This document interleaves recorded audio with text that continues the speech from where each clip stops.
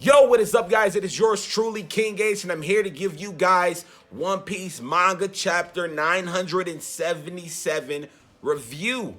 This is a review of One Piece Manga Chapter 977. Now, the reason why I repeated it is because the ending of One Piece Manga Chapter 977, that's the last time I'm going to do that, was great. The ending of the chapter was great. See, I was talking to myself. Yes, I was talking to myself, and I said, Ricky, you know one thing that Oda does really well, and he doesn't really get that exact credit? And I replied to myself, like, what is that, Ricky? You know, because my name is Ricky. And then I replied to myself, and I said, he has mastered the art of mystique. Oda, or Goda, like people like to call him, has mastered the art of mystique. The mysteriousness behind each and every theme, element, and or story plot device, whatever you want to call it, he has mastered that art element. The art of mystique. I am curious to see who, what, where, how. What does Kaido's son look like? Where is he from? Who is he? Do we know him? Who are the Flying Six? Who are they? Why are they? Don't know who are they. Like, I want to know so much. The ending of that chapter alone made the rest of the chapter non-existent. And the chapter was great. Very feel-good chapter. I appreciated the chapter because Law's Tactician plan was great. Honestly, like, I love seeing the plan on when and how and where to raid Onigashima. That was great, honestly. And it really makes me understand that Law is a very integral part in invading and basically raiding on Onigashima. Like, Law is that person you kind of need when you want to do like plans like this. Essentially, like, Law is he's a powerful asset. I'll put it shortly like that. Powerful asset. I appreciate the commentary given by Law. Love it. I love seeing the new monster trio with Luffy, Jinbei, and Zoro. Now, could this be power? Is this Oda basically saying this is the limit, or, you know, the power? Like, is maybe not. Maybe Luffy had to be first because there wasn't going to be a panel with Luffy doing his thing by himself. So therefore, process of elimination, you give in Luffy, okay? Then you got Jinbei, Warlord, all the stuff he's been through. Then you got Zoro, who's kind of always had better moments, give or take, versus Sanji. I don't think that that's the cause of what Oda's trying to tell us, you know, Zoro over Sanji or anything like that. But it's more so placement. It's literal placement, and I think that's just what it is. The new monster trio, in my opinion, I don't think Luffy needs to be in that. You know what I'm saying? Unless we want to make a new monster trio with Frankie, Brook, and Sanji leading that pack. Then that could be cool. That could be cool because there could be a lot of reasons, that make Sanji over Zoro, in my opinion. That raid suit, we still haven't seen the full power. We haven't seen the full abilities, the full capabilities of Sanji's raid suit. So there is definitely reason to believe and claim that Sanji's over Zoro, vice versa, with Emma, vice versa, okay?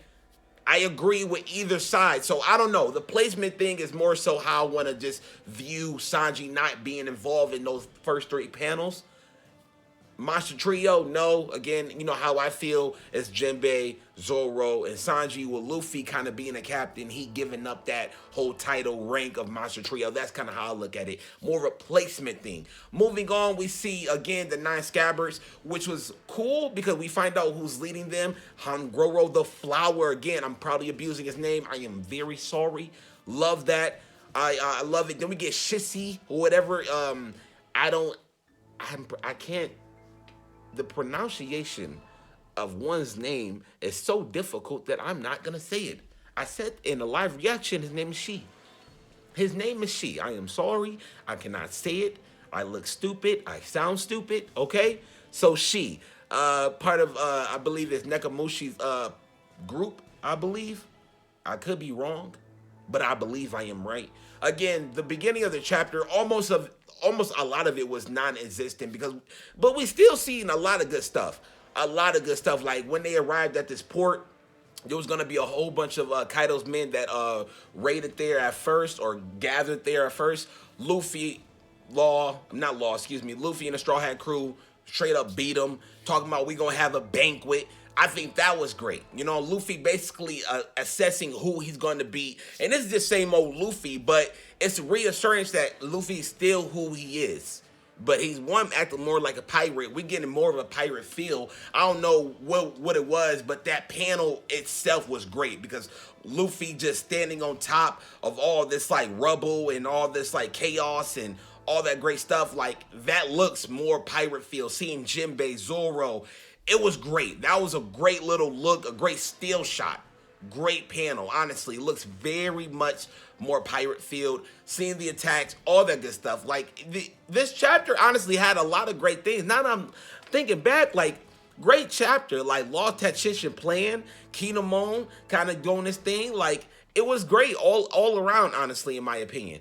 One of the best things in this chapter just had to go to the ending, though. The ending scene, it was literally one panel, I believe.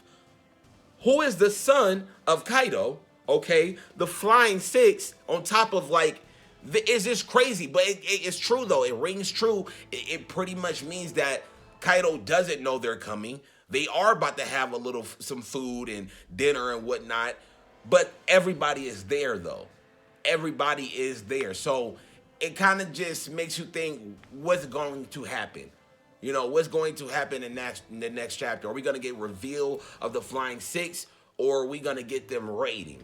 I don't know, but all I know is I want to know more about Kaido and his little family and Big Mom wearing the kimono. Like, that's making me think, like, y'all wife and husband, like, what's going on here? You know what I'm saying? What's going on? Like, is there something we need to know, per se? But either way, it was such a good chapter because, again, Oda has mastered the art of mystique. And there's so much mystique revolving around Kaido right now. And like Kaido, anybody who's even directly involved with Kaido, there lies the mystique. And then Big Mom has a certain mystique about her as well. Honestly, Wano itself now has that mystique. Even when we got revealed everything with Odin and stuff like that, there's still a very heavy mystique surrounding Wano, and I just liked it. It's something that Oda really has mastered the art of. Very, very good. This chapter, like I said, was a very good chapter. There's really nothing I can kind of say. I probably will do a video on Sunday because the translation did kind of look iffy, but everything looked good enough to do this video for you guys. So yes, that's pretty much it. I hope you guys enjoyed. Please let me know what you guys think, and until then, I'm gonna see you guys later.